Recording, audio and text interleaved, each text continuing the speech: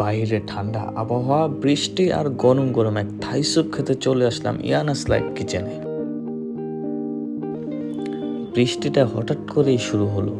অনেকেই জানলার পাশে বসে কফির কাপ গুনছে, আর আমি ছাতা মাথায় বেরিয়ে পড়লাম একটু হাঁটার অজুহাতে।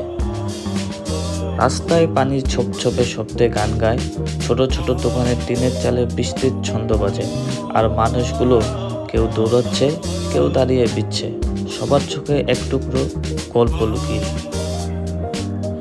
চলে আসলাম মিরপুর 10-এর উদ্দেশ্য এক বাটি গরম গরম থাই স্যুপ খাওয়া। বৃষ্টি ভেজা ফ্লাইওভারটাও যেন উপর থেকে দেখতে খুব সুন্দর লাগছে। আর এই সেই মিরপুরের চৌরাস্তা। এই শহরটা বৃষ্টিতে অন্যরকম লাগে। চেনা মোড়গুলো অচেনা হয়ে যায়, আর অচেনা গলি যেন টেনে নেয় আপন করে।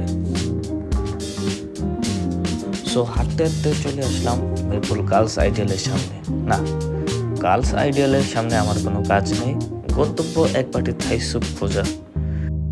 গার্লস আইডিয়ালের সামনে দিয়ে হাঁটতে হাঁটতে মিরপুর পানির ট্যাঙ্কি দিয়ে বাম দিকে একটু আগালেই পেয়ে যাবেন এরকম অনেকগুলো রেস্টুরেন্ট।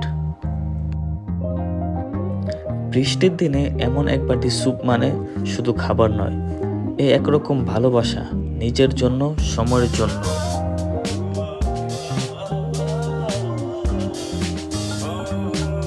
আমি বসে রইলাম রেস্টুরেন্টে কিছুক্ষণ। বাইরে তখনও ঝরছে বৃষ্টি, আর আমার ভেতরটা জুড়ে নেমে আসছে শান্তি। কেমন লাগলো আমার বৃষ্টি ভেজা স্যুপের গল্প?